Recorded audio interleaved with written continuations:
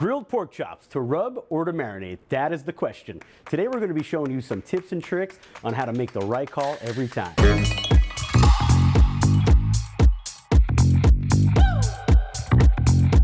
All right, before we jump into this recipe, make sure to hit that subscribe button so you can see all of our recipe videos. So there's so many different ways to flavor pork. You got your rubs, you got a classic old marinade. You could just season it with salt and pepper.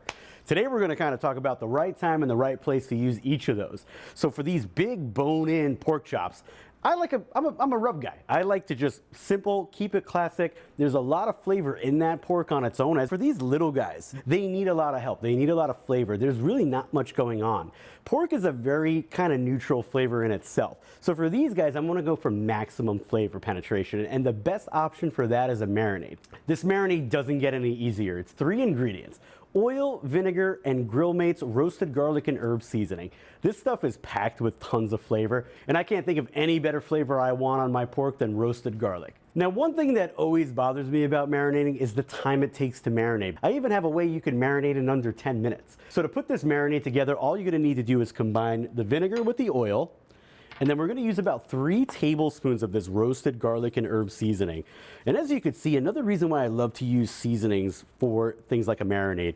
A lot of marinades call for fresh herbs, fresh garlic. You don't need it. Trust me, this seasoning is going to take care of all your flavor needs. And what's going to happen in this marinade is you're going to almost like rehydrate the chunks of onion and the roasted garlic chunks. So there it is, that easy. You want to give this a little bit of a mix. Now, before I go in my bag, what I'm going to do is I'm going to take about 2 tablespoons of this marinade out.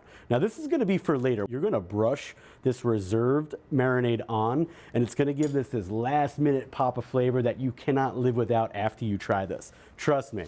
Now, for the marinade, to kind of get this 5-minute massage working, we're going to take a sealable food bag.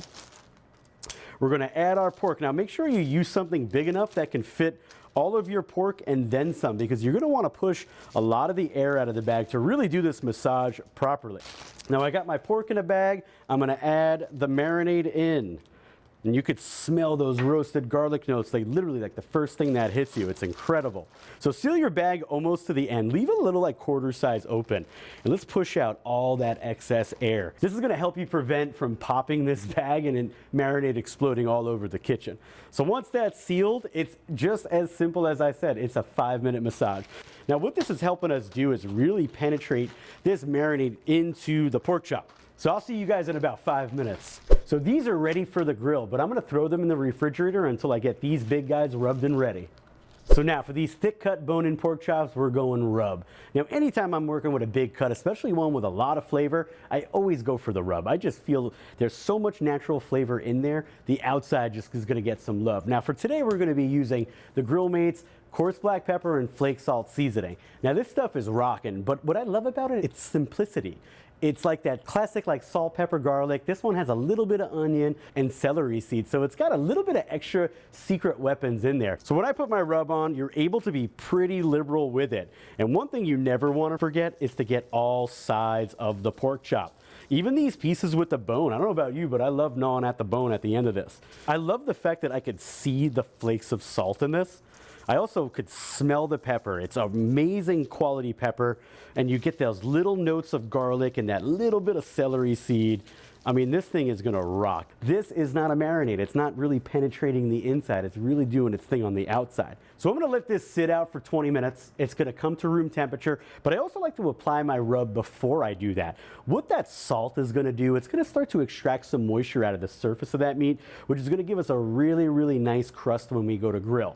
Now, another reason we wanna leave it out is because we don't wanna grill cold meat. It's one of the biggest mistakes a lot of home grillers make. It's almost as if you took an ice cube and threw it on your grill. All a cold piece of meat is going to do on a grill is cool your grill down. So leave it out with the rub on, let it come to room temperature, and trust me, you're going to have show-stopping pork. So while these are resting, I'm going to go prep my grill and get them ready for these chops. All right, so my grill's on a medium-high flame. Now, one thing with any grill, I have a nice hot zone and I have a not-so-hot zone. Now, the reason why I have a not-so-hot zone is because we have bone-in pork. Now, it's going to take a lot longer to cook on the inside, so it's good for one section of your grill to be on the lower side so we can get that indirect heat. I am going to get these bone-on pork chops on first because these are going to take a little bit longer. So you get your pork on, it's on medium-high heat. I'm going to let those go for about a minute. So what you want to do for these boneless guys, a little press down like so. This is to just make sure they're cooking evenly on the grill. Once you start getting color on the pork, you can go ahead and pick it up and rotate it about 45 degrees. And that's going to give you that really nice crisscross effect. So we're going to do the same with these little guys. As you can see here, we had a really nice, gorgeous grill mark. Just going to rotate that a little bit. So we're going to cook these bone-in guys about 5 to 7 minutes per side. Now the reason you really want to let it take at least 5 to 7 minutes is it also helps you render out a lot of that fat.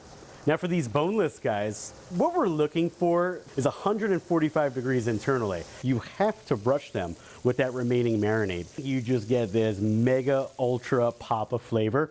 So they've been resting about 7 minutes. Now it's time to check. I just want to make sure they're hitting that 145 mark.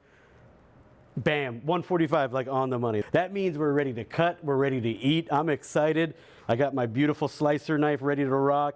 And what I like to do with these bone-in guys, obviously if you want to go savage, you can go savage, pick it up and take a bite. That's totally fine. But you could also get a little nice for your guest and give it a little cut right off the bone. But that looks insane. This knife is cutting through that pork like butter. Holy smokes, look at that. Guys, that is incredible. Amazing. Look at this beautiful bone. And like I said, why I love to season the bone is the best part of this pork chop, guys, is that bone piece. It's like nothing like it. Awesome. So good. Now for these boneless guys, same thing. These I love to slice because I think if these are cooked properly, you get this gorgeous, gorgeous, look at how juicy that is. That's wild. That's all the marinade. Now, again, that 5-minute massage is really going to allow us to get a lot of maximum flavor on the inside, but that pork looks solid. So as you can see, there's many different ways to flavor pork. I'm going to go ahead and try this marinade now. Again, this is like, it's crazy how like soft it's become. It's so tender. Incredible. With these flavors and these marinades and these tips and tricks we showed you, it is gonna rock your socks off anytime. So to answer the question from before, there is no winner. You could marinate your pork, you could rub your pork.